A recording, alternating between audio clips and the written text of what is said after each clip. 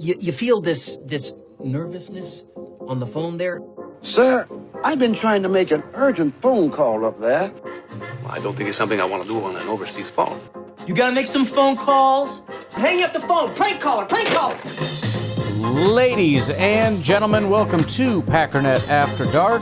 This is the call-in show of the Packernet Podcast Network. If you'd like to call in, if you'd like to participate in the show, please feel free to do so. The phone number here is 608-501-0718. New callers go directly to the front of the line. Second day in a row, we have a new caller. I think we need new callers to encourage new callers, you know what I mean? People listening are like, I don't want to freaking call. Nobody ever, there's just like 6 people that call all the time. Ain't no new callers. But, new caller, what's going on? Wait, I didn't change the settings. I'm an idiot. Let's try that again. New caller, what's going on? Hi, Ryan. My name's Andy, calling from Pennsylvania. All right. Actually from Harrisburg, Pennsylvania, which Cool. is where Mike is from. And full disclosure, I'm really an Eagles fan. Oh, all right. Calling you for the first time just to let you know how much joy I get listening to you. And Appreciate that. I found your podcast by looking for someone who was telling the truth about Caleb Williams. And so I found It's about the one thing I do right around here. I tell the truth about Bears quarterbacks. I found it with you and the humorous way you do it. To be honest with you, Micah, well, and then I got to hear your joy as you guys did get Micah. It was a little triggering for an Eagles fan because it was so reminiscent of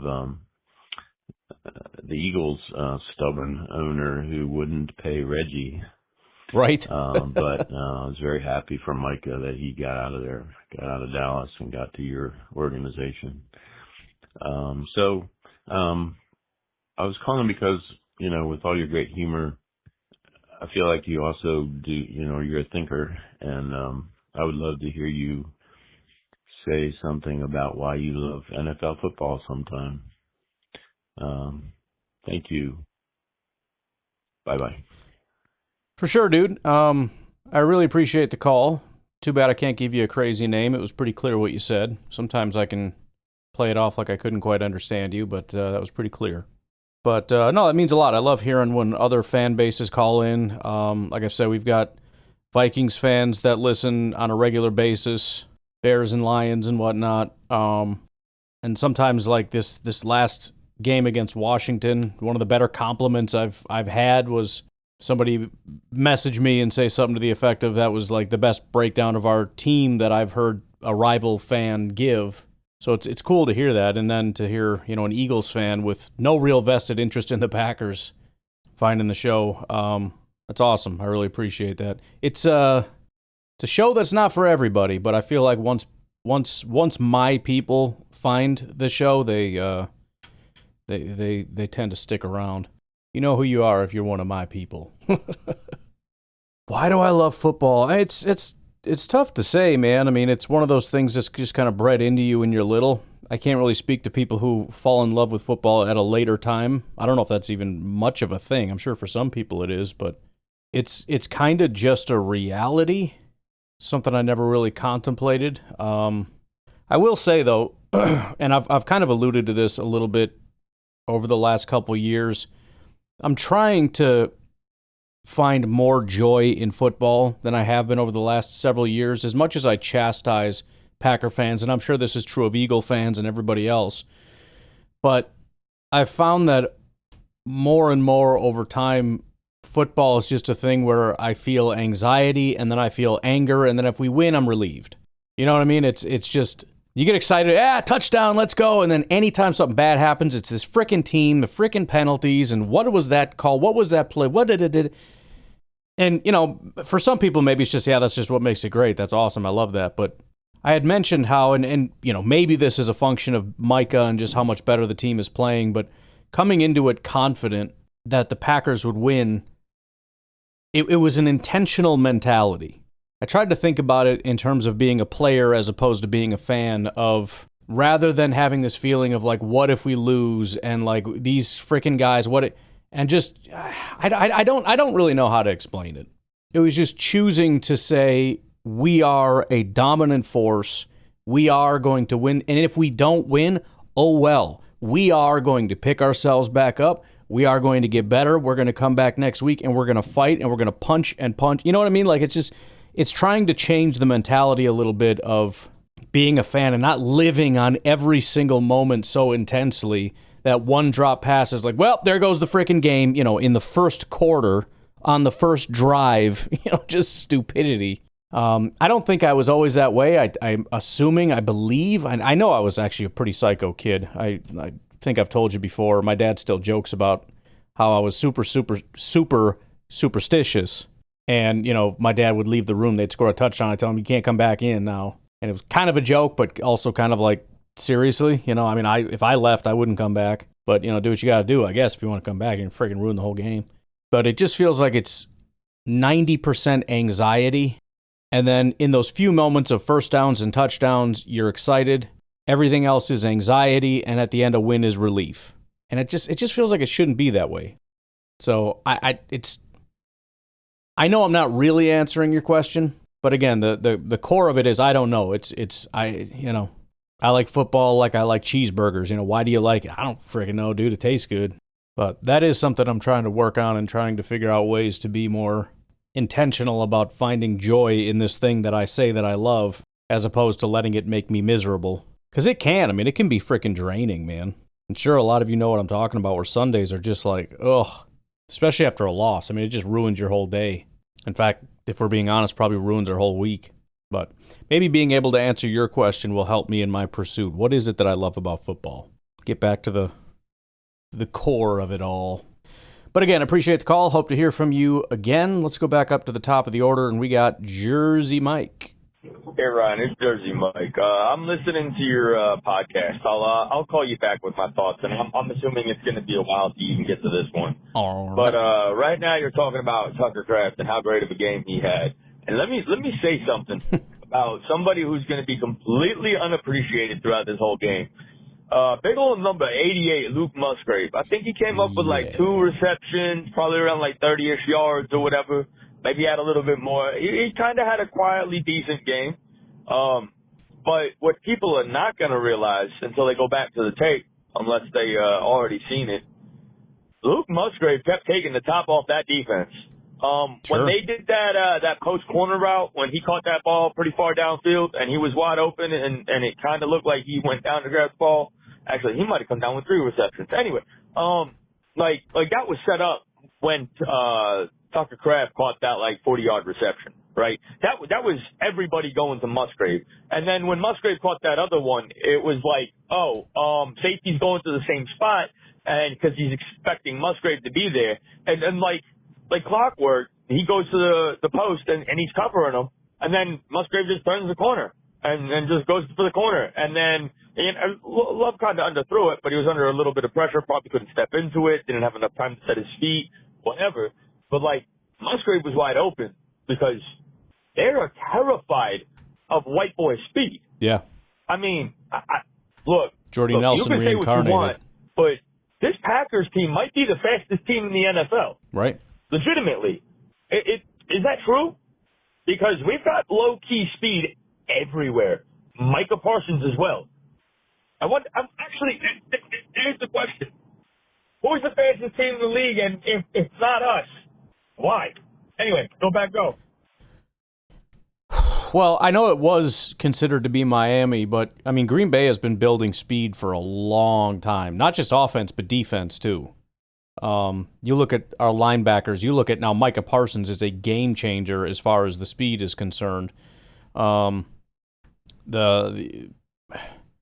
The corners I know were a little bit faster, and the safeties as well. Back when we had Savage and Jair and all that stuff, but no, they have absolutely been building speed for a long time. I don't know who's the fastest, but that's been a central piece, and it's a good point on Musgrave. I did highlight how he graded out well, and I'm hopeful that it can continue to be a thing. But beyond just the actual production, is like you said, the threat that he poses to defenses. And we kind of talk about that before, and Matt LaFleur's talked about it a little bit. But I think we mostly forgot about that.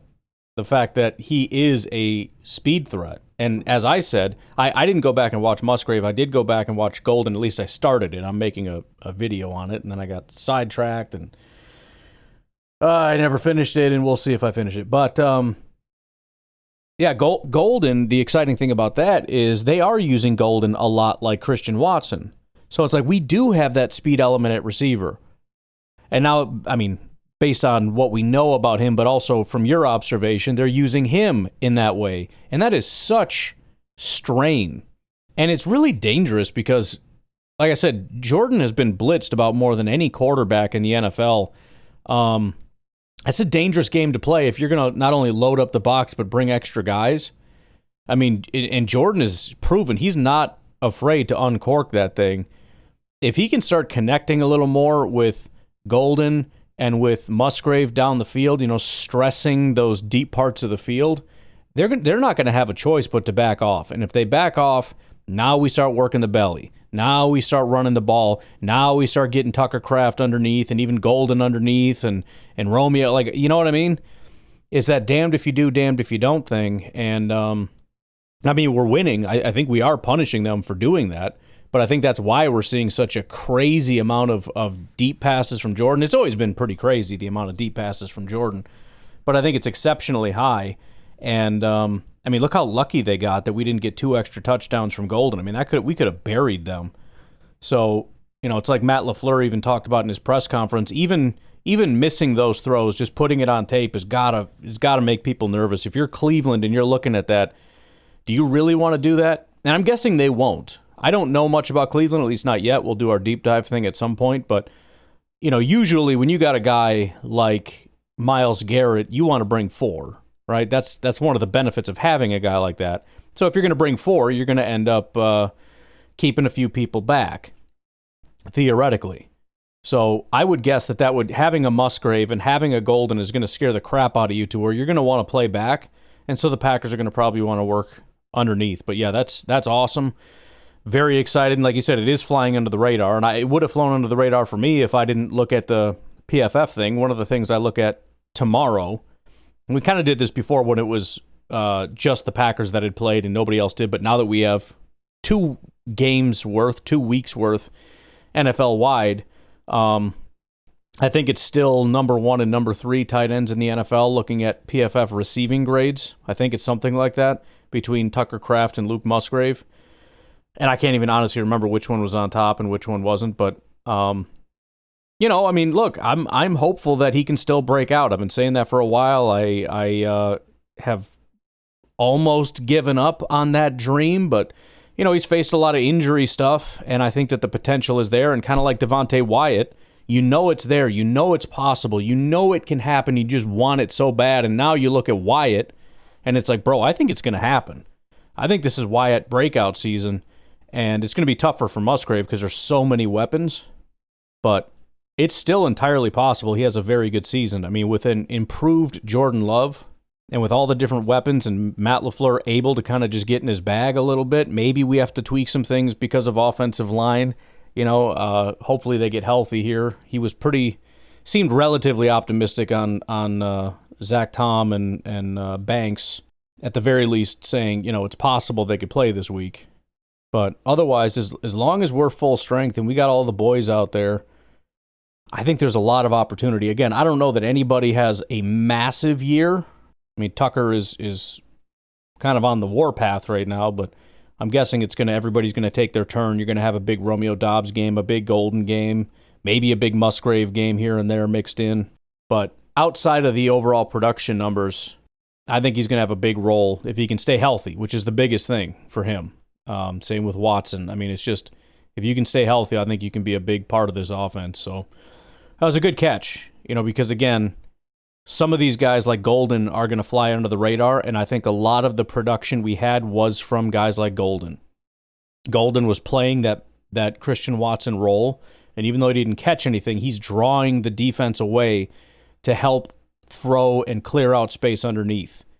So I think that's a big part of why we're having success on offense, and I think as long as we can clean up the penalties, that's just going to continue, and I'm freaking excited about it. Okay, Ryan, I just pulled up to work. Got to get in there in less than 15 minutes here. Okay, doke. But anyways, I'm freaking sore. In the bathroom? Dude, I hate staying up for games, but I have to, man. I'm just such a fan. I don't stop till the clock hit 000, bruh. Appreciate that. Enough of my complaining. Malik Heath, man. Crack me up, dog. What a freaking catch. And I was like, wait, like, when I'm watching it live, I'm like, oh, dude, heck yeah, bro. And, then they're like, the ref's like, no. I'm like, oh, really? But then, like, you see Malik, he's like, no, dude. He's like, no, dude. And then, like, you see the replay, you're like, oh, yeah, dude, come on, Matt. And then, like, they're just showing it, and all of a sudden you hear the crowd erupt. So, and I knew that he threw the challenge flag. I'm like, let's go, Matt. You're going to finally win one. Yeah, no kidding. And then, so that, dude, that was freaking epic, man. Savion, bro. Woo! Get that Wildcat, man. It's another one. Shoot, dude. Why not let him do the stuff that he did at TCU, man? Why not? A little Wildcat? Come on, baby. That was nice. What else was nice? Jordan Love, I thought, was pretty good, pretty accurate. Yeah. Other than a couple of them deep balls, but again, those are just, those are tough. they're deep balls. Most quarterbacks don't throw them that accurate either. They're low percentage.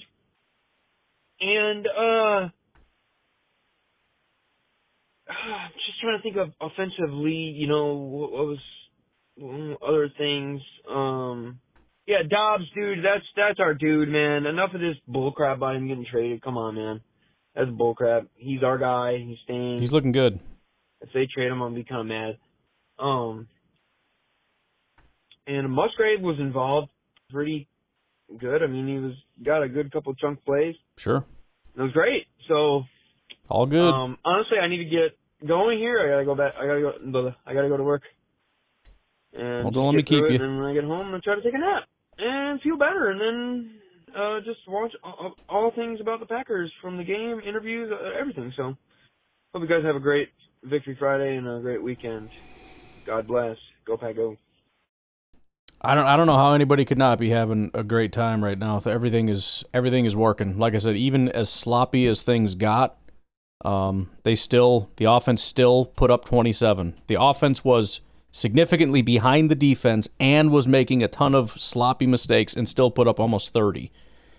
Which, granted, the Lions are out here hanging 50 burgers, but 30 is still pretty good in the NFL. So, a lot of reasons for optimism. Savion Williams, I'm beyond excited about. Like I said, I watched that guy's film after we drafted him. I was super excited about his potential. I got mad at everybody who said he was a gadget guy, and maybe he will be. Again, it is what it is, but I'm just impressed that they're putting him out there as much as they are, and he's not just going out to line up in the backfield. He did that one time. It was successful, which is awesome. And again, put it on tape. There's some fear about, like, well, don't empty your bag. You want to save some stuff. Yeah, but you put it on tape, you're going to scare people. Now when Savion Williams is on the field, you got to watch out for him running Wildcat. You know what I mean? Like, it's forcing them to use preparation time for bull crap that they don't want to have to prepare for. But they have to.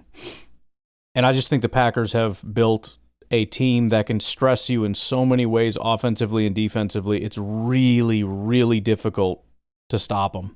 It just is. I mean, it makes everybody's job easier. It's a credit to Brian Gutekunst. It's a credit to Matt LaFleur and the coaching staff and the players, obviously, themselves. But, again, getting back to the speed element, that's just a problem.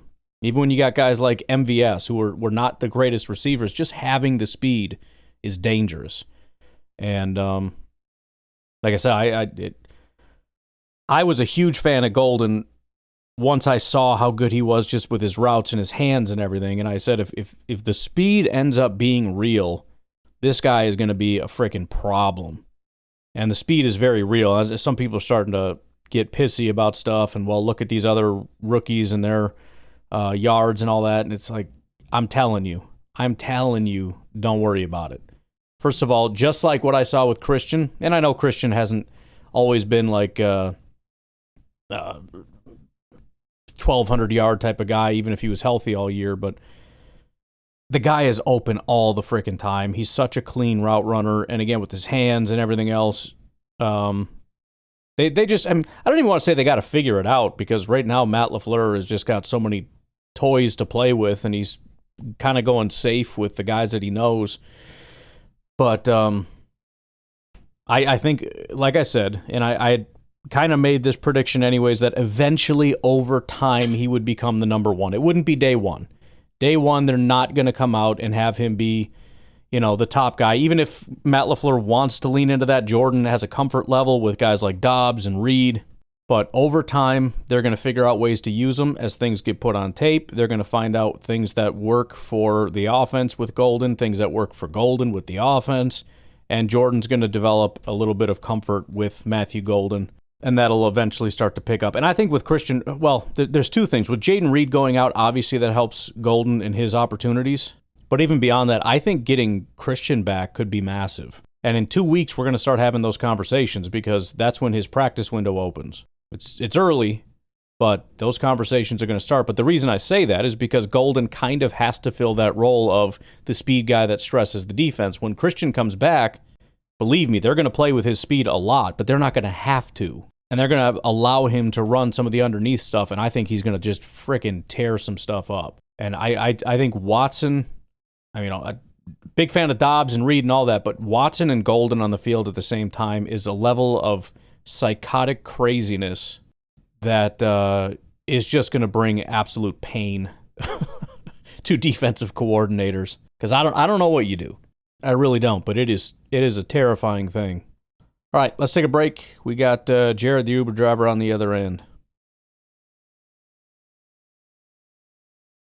Howdy and good morning. It's Friday morning. Great Friday victory morning. Yeah.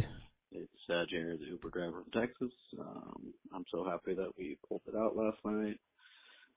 It could have been a little less close, but hey, it was a 2-score victory. I'll take it, Starting off the season 2-0, which most analysts would have never expected. But as Packer fans and as part-time owners, we all know that, of course we were. Obviously. We all knew that, yeah. Business as usual. Easy work. Side notes, it sucks that Jaden Reed broke his collarbone. But, he still made that catch, which is crazy to me. That was wild. When I was younger, I accidentally broke another kid's collarbone, and he fumbled the ball. We were playing flag football, and I, grabbed his flags, but he what a tripped loser. over my leg and just broke it. And, that sucked for him, for sure. But it's kind of funny that Jaden Reed, not funny, but the comparison between him and, Randall Cobb is wild. And didn't Cobb break his collarbone, years ago, and then he came back, had that great catch at the end of the game? Anyways, but so happy that we won. Good job, team. And I guess that's why we've drafted so many receivers, so many backups. Hopefully, Kennard and Belton can figure out how to play the right tackle position. That'd be cool. Tom is out another week. Hopefully he's not. But I think Jordan Morgan did really well at left guard, so that's a plus. Mm-hmm. But go Pack Go. You'll have a great day. Have a great weekend. Enjoy just casually watching football, Go Pack Go. It's one of the benefits of actually going back and watching the game, for those that have the opportunity to, as far as, whether it's all 22 or whatever. If you don't have it, going back and watching it, maybe you can try to see whatever you can see. But, one of the benefits is if you just look at the PFF grades, and I like PFF, they provide what is hard to achieve just by yourself, going and watching every single snap of every single player of every single game. So I appreciate everything, but sometimes the context of it can be a little bit iffy, to where there are times when I'll look at it and say, I understand why you gave the grade that you did. I do get that. But I also feel much better having watched it. And with Anthony Belton, although I think he graded out decent, not terribly. I think it was mostly his run blocking was a problem. The pass blocking was good. But you watch some of the stuff that the guy does, and it's like he's so freaking big that he'll just like shoulder bump people and they go flying. And people are online right now. They're posting some highlight videos of that guy, and he just throws people around. And it looks very unpolished. You know, there's one play where he knocked a guy clear out, and he basically does like a sprint to get back to block the guy off the edge, which, you know, if you watch offensive tackles play, they do, you know, kind of like fighters. You don't cross your feet. You do kind of like the shuffle thing. No, he just did a dead-on sprint, just like he was in track to get over there. And it worked, but again, it's little stuff that definitely needs to get polished up. But, you know, at the same time, you watch and you're like, I like this guy. I really do. And with Morgan, I think it was the same thing. I think the run blocking was appallingly bad, but the pass blocking was actually quite good. And like I say tomorrow on the show, I feel bad for Morgan because, you know, the guy started off, I think they wanted him to be left tackle, and he was kind of forced into the right guard spot. So he got put as a right guard, which is not what he's familiar with. So he tries to be a right guard. It was okay, not great. Then he ends up getting hurt. Then he comes back. They want him to be a left tackle again. They put him in the left tackle spot. He's competing for the job. It looks like he might actually win the job. It's going really, really well. And then we lose our left guard, and he has to come in and play left guard. Well, he's not familiar with playing left guard. He played it a little bit in practice and this, that, or the other, but this is not his position. This is not what he knows. So now he's got to play left guard again. So he's got to come in. You know what I mean? It's just, you know, I think he's a good football player. I think the Packers like him because of his versatility and whatnot, but you can't expect a guy to come in, especially having been injured for like an entire year, but to come in and learn 3 positions really well, left guard, right guard, and left tackle. That's just not really going to be a thing. So I don't know where he's going to settle in. You know, I don't know. I kind of wouldn't have minded him to be a left guard, to be honest, just because I like Rashid, and I don't know that Banks is ever going to be that good of a football player. I don't know why we paid him as much as we did. Packers seem to like him. We'll see. But now that we paid Banks, it's like, I don't know. I guess he's a good swing backup. And same with Belton. I don't know. We'll just have to see. But I think there's a lot to like with these guys. They're very different, and Belton is fun. I hope he doesn't bust out because I could see him being a big Packers favorite, Packer fan favorite. Everybody loves that guy. He's just because he's such a big freaking monster. Everybody wants a big monster offensive lineman. Who doesn't love that? You just can't suck, otherwise everyone's going to hate you. So hopefully that's not the case. But no, I thought it went well, and it's one of those things where I hate that we have a first and second round guy as backup, but within a couple weeks we needed both of them to come in because of injuries. So I guess I'm happy with the fact that we did that. Ryan, what's up, buddy? What's up, dude? It's Kyle from Madison. It is Victory Friday. I see you got a couple pods out already. I have not dug into them yet, so if you touch on some of the points I do, then I guess great. It's all good. I don't remember what I said anyways. Holy crap. The Packers are 2-0. Oh, by the way, those 2 teams are basically, what, 2 of the top They're good. Teams, They're good teams. Teams in the league. Oh, some people doubted it, and then the Bears game happened. Where to even begin? I mean, number one, it sucks that Jaden Reed broke his collarbone. Yes. It just kind of seemed like he was playing really well despite having that fracture. That sucks. I guess the only bright spot is that position, especially with the way they're using Williams now. Davion Williams get some serious snaps. Heck yeah.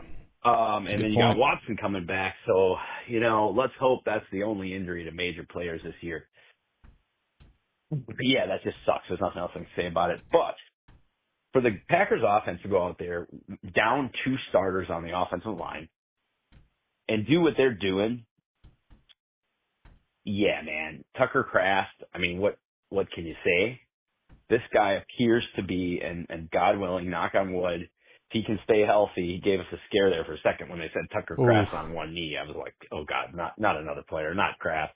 Because he appears to be becoming his final form here. Yeah. But look, man, I just think the way the offense plays now definitely keeps in mind the defense they have. They're I not agree. pressing the issue. They haven't really been forced to. I thought Love had some smart throwaways. Maybe he turned a few things down, and instead of trying to force the issue, he just threw it away. Sure. When you got that defense on the other side of the ball, I think that's the right call. But they're not even finding their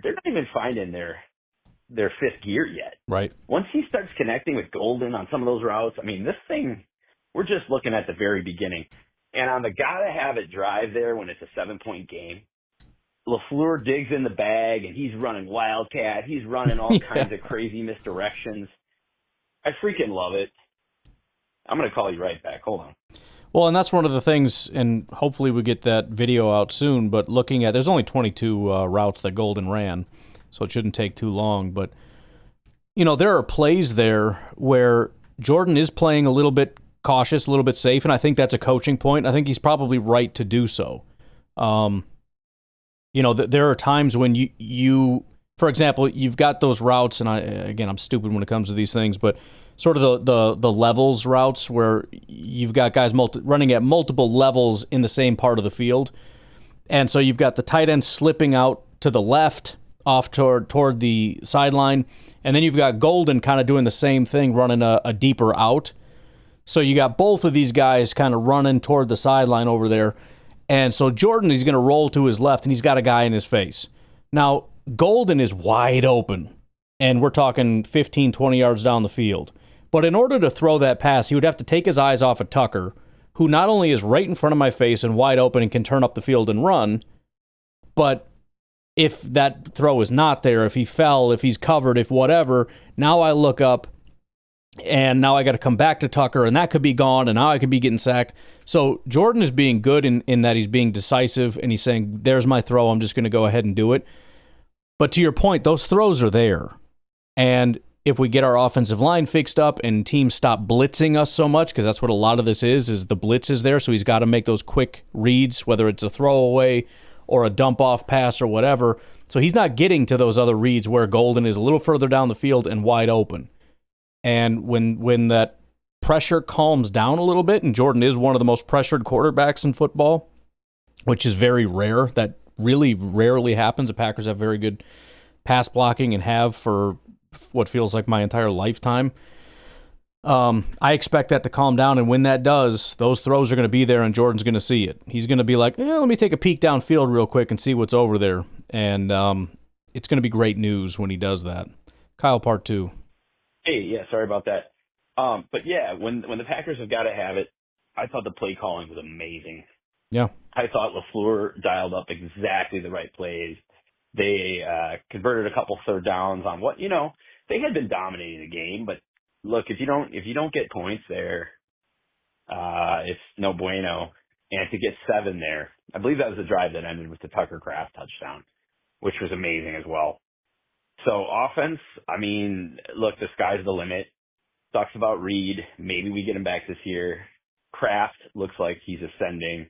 And we haven't even got the running game going yet. And we're down 2 starting guards. So, look, I don't know what.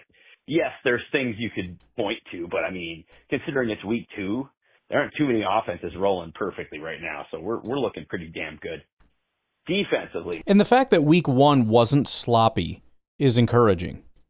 You know what I mean? Like if week 1 and 2 were sloppy, that would be a little bit more concerning. Week 2 was sloppy, but week 1 they came out ready to go, and they played a relatively clean football game. Relatively in terms of everybody makes some mistakes here and there, and most of them were special teams, so it's not like the offense or anything like that. So it's encouraging that whatever happened in that game, there's every reason to believe that it's going to get cleaned up and pretty quickly. Oh, man. Oh, good freaking heavens. I mean, I watched that Giants-Commanders game last week, and Daniels is running all over them. Just made him look silly. Every time I looked around, I don't know if they were all sacks, but every time I looked around, Jaden Daniels is getting freaking destroyed on my television. 1 yard gain, destroyed. 3 yard gain, destroyed. Sack, destroyed. Dude, they were beating the hell out of that guy. Yeah. And hey, credit to him. He did gut through it, and they actually put together a touchdown drive there. But holy smokes! And then you want to talk about the eye test? Look, the number one guy outside of like Parsons and some of the obvious ones that jump off the screen to me, man, it's got to be Bullard.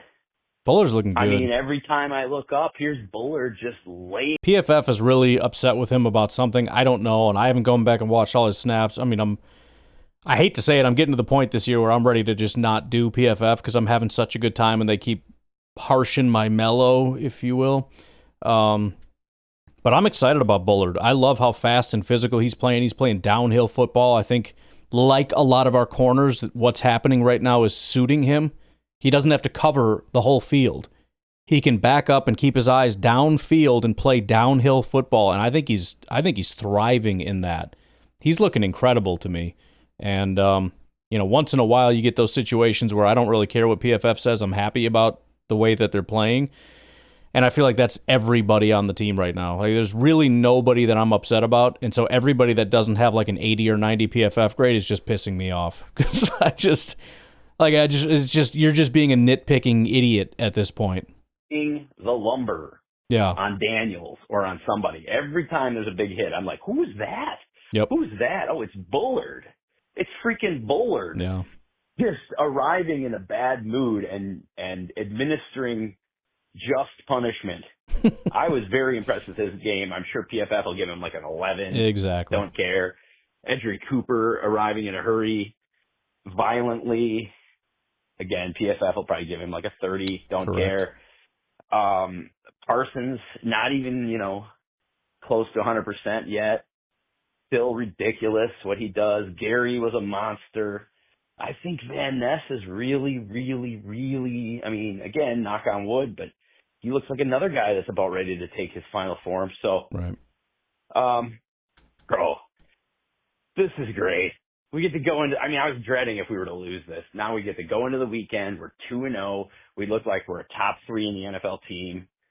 We get to root against teams we hate. Love it, man. Go Pack, go. Right, and you also have to consider different, even guys like Van Ness. Well, he didn't pop off the stat sheet and all that kind of stuff. You also have to consider what we were dealing with. This was a mobile quarterback where you got to kind of worry about contain a little bit, and so they're not exactly teeing off. I'm sure they were. I mean, they were getting after him, obviously, but there has to be some level of contain, and especially with guys like Van Ness. When you got Parsons, you're not ever going to tell that guy just chill out. That's full go. So if you're out there with Parsons, maybe kind of slow down a little bit and make sure he's not getting around you, getting past you, whatever. So that's not necessarily going to be every week, and I'm not going to stress about the stat sheet in 1 week or whatever the case may be. Van Ness has been great all offseason. He was fantastic in week 1. And I don't have very much doubt. The only problem that guys like Van Ness and Rashawn are going to have is that it's hard to be the first to the ball. It's going to be hard to beat Parsons for that pressure or that sack. It's going to be hard to beat Wyatt, who's got that direct line of sight from the inside, and he's just been wrecking stuff. He, by the way, leads the NFL. Again, I'm spoiling tomorrow's entire podcast. Leads the NFL in pressures with 11. He has the most in the entire NFL, tied for number 1 in sacks with 2. One of the highest graded pass rushers of all defensive tackles. I think he's the 11th highest graded defensive tackle in football right now, just overall. That's the hardest problem that Van Ness is going to have right now, is beating everybody to the ball. That's not even mentioning Rashawn, who you got to try to beat to the ball. So, at the end of the day, it doesn't matter as a fan. As a fan, he plays a crucial role, and he's doing a good job, and he's making sure that the team as a whole is getting after it. And as long as he's a part of that and he's not a liability, whether he's the one getting there or if somebody gets there and he's a half a second later and he doesn't get on the stat sheet, I don't freaking care.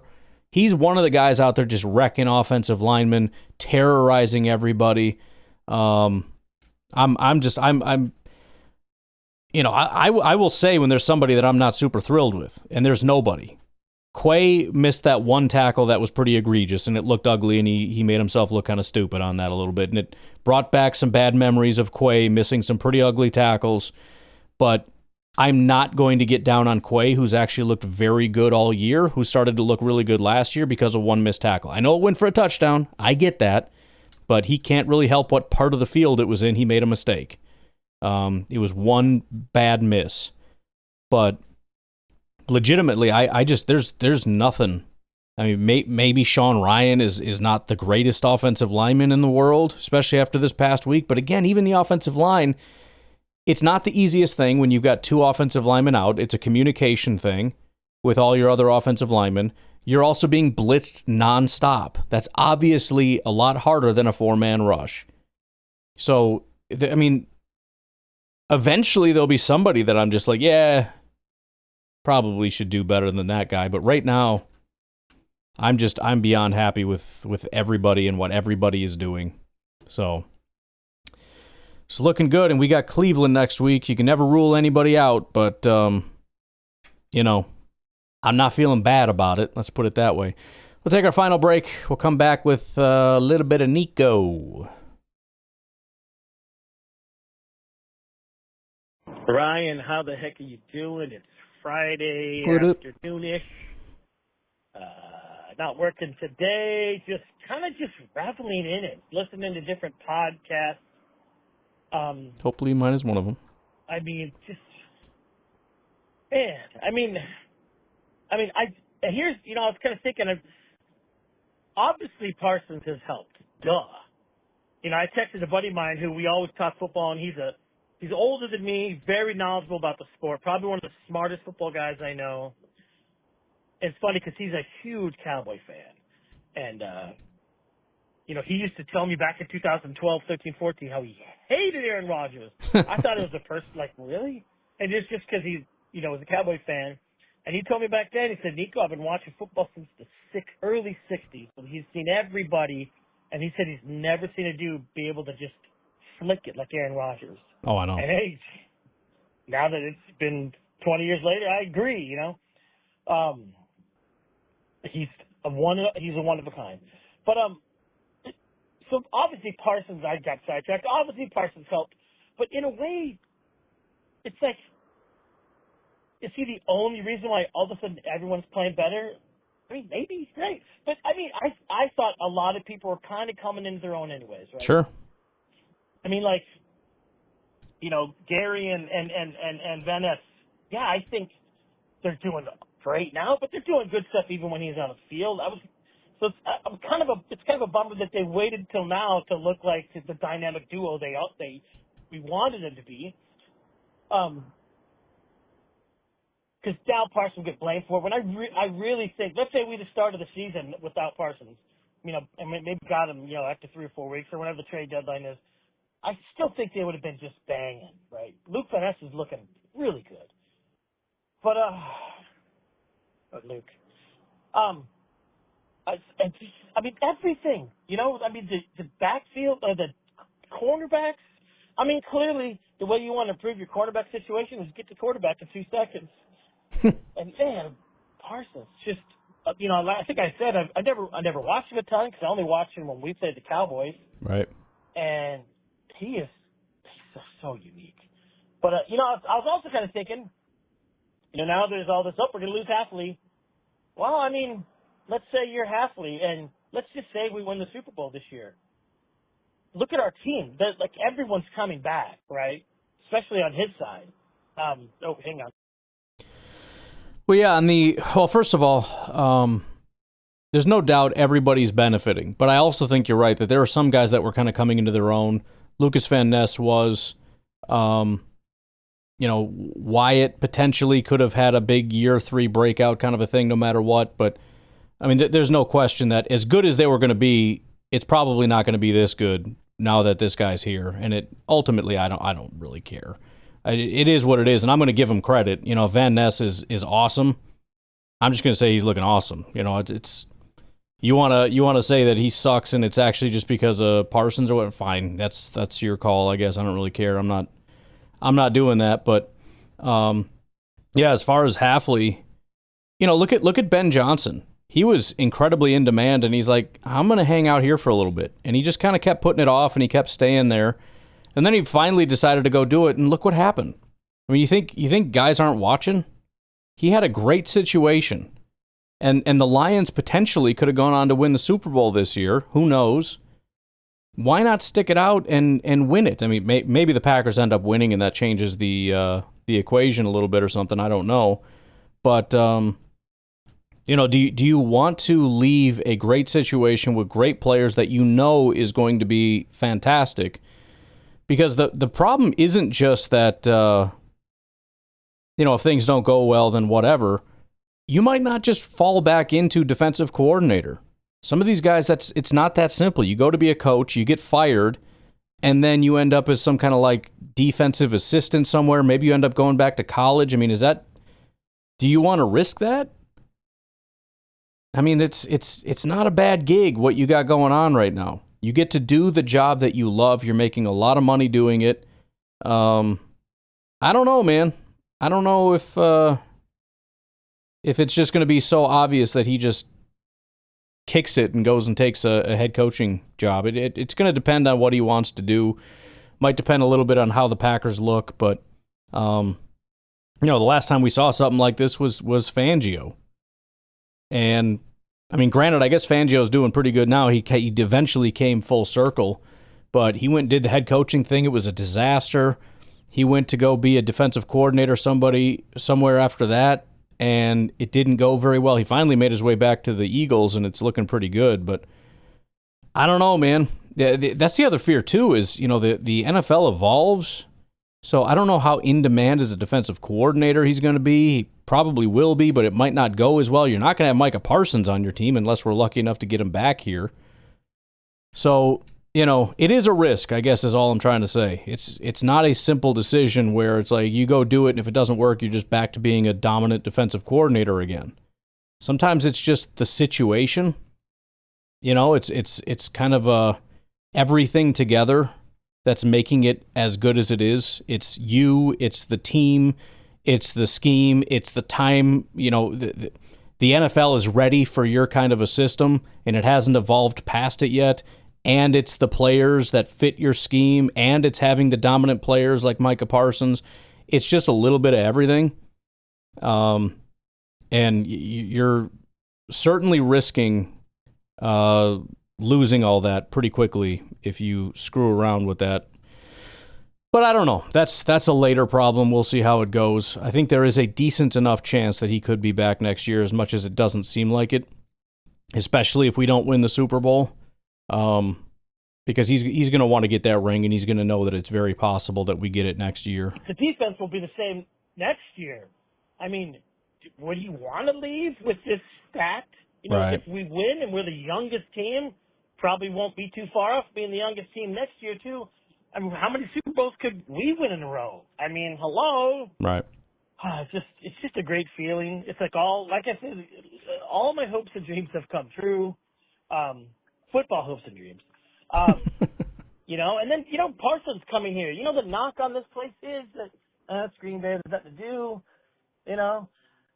But, and I attribute even Jacobs to this too, because I think that helps. But with Parsons coming here, we got Jacobs, Parsons. Clearly, we are now, the talk of the NFL. How many other free agents are going to be like, you know what?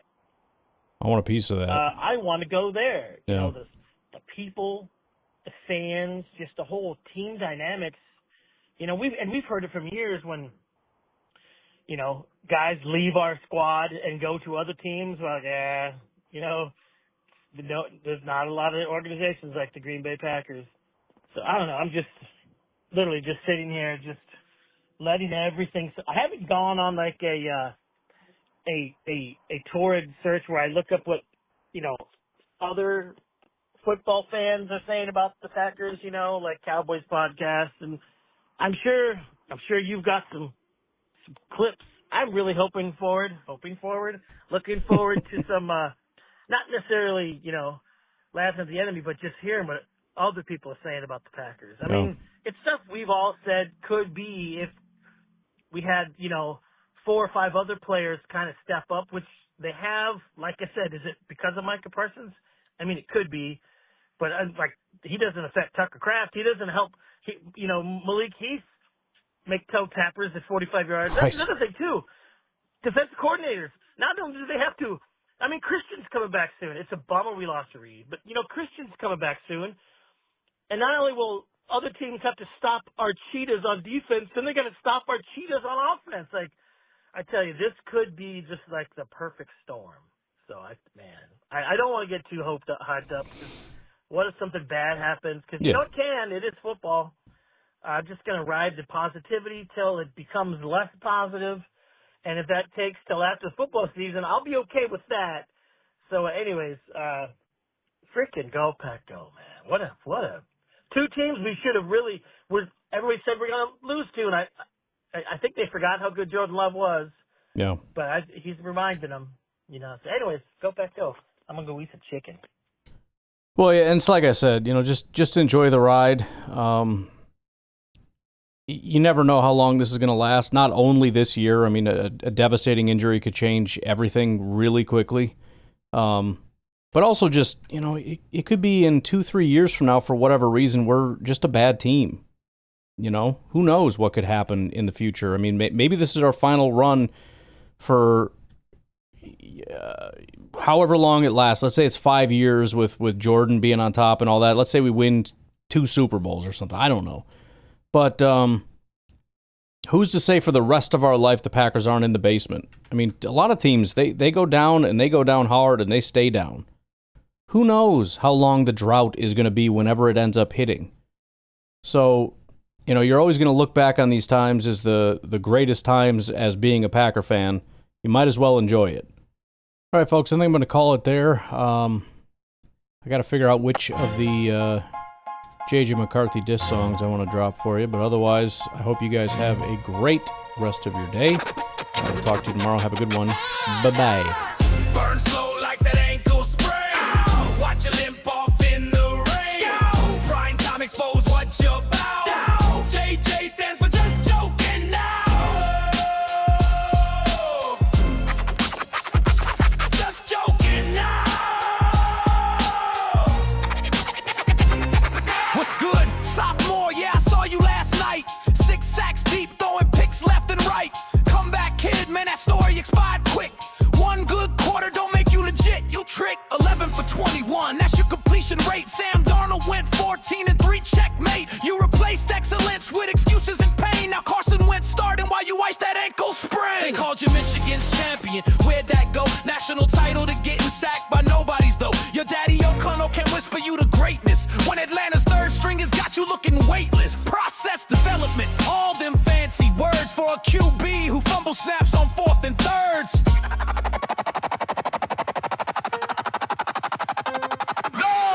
Burn slow like that ankle spray. Watch you limp off in the rain. Prime time expose what you're about. JJ stands for just joking now. Just joking now. Let's talk about that historic week 1. 3 quarters of trash, then you barely won. They gave you player of the week for one drive. The bar's on the floor if that keeps you alive. Meanwhile, Justin Jefferson catching hospital balls cause you throw 'em high.